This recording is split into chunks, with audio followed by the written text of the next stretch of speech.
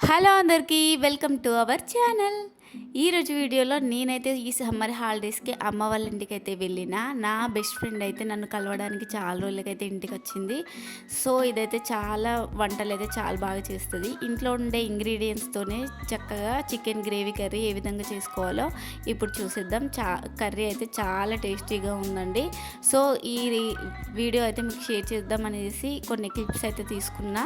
ఇవి మంచిగా ఫస్ట్ అయితే చికెన్ అయితే చక్కగా మ్యాగ్నేట్ చేసుకోవాలి. దీనికోసం మ్యాగ్నేట్ చేసుకోవడానికి ఇంట్లో ఉన్న ఇంగ్రీడియంట్స్ 1 kg చికెన్కి అల్లం వెల్లిగడ్డ పేస్ట్ అండ్ కారపొడి, సాల్ట్, ధనియాల పౌడర్, పసుపు, అన్ని ఇంగ్రీడియంట్స్ ఈ విధంగా వేసుకొని చక్కగా అల్లం వెల్లుల్లి పేస్ట్ కొంచెం ఎక్కువనే వేసుకోవాలి.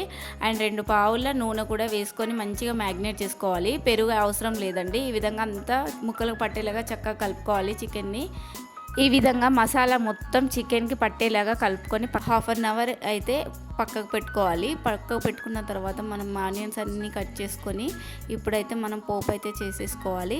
దీనికోసం మంచిగా స్టవ్ మీద గిన్నె పెట్టుకొని ఆయిల్ అయితే వేసుకోవాలి.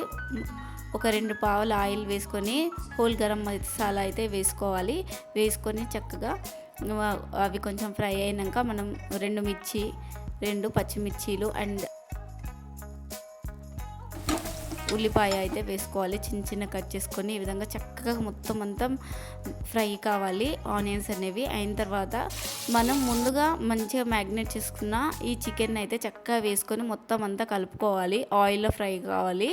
ఈ విధంగా మంచిగా కలుపుకుని ఒక 5 to 10 minutes అయితే లో ఫ్లేమ్లో మంచిగా ఫ్రై చేసుకొని మూత పెట్టుకొని ఫ్రై అయ్యేలా చూసుకున్న తర్వాత మనం ముందుగా ఇలా కలుపుకున్న ఈ గిన్నెలో కొన్ని అయితే వాటర్ వేసుకొని ఆ వాటర్ అయితే పోయాలండి కొంచెం గ్రేవీ కోసం.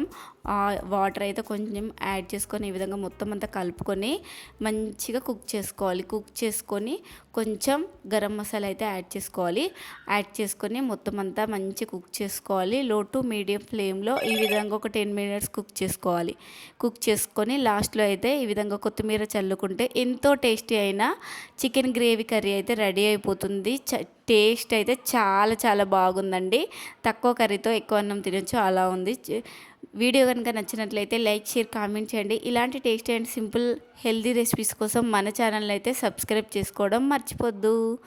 Thanks for watching.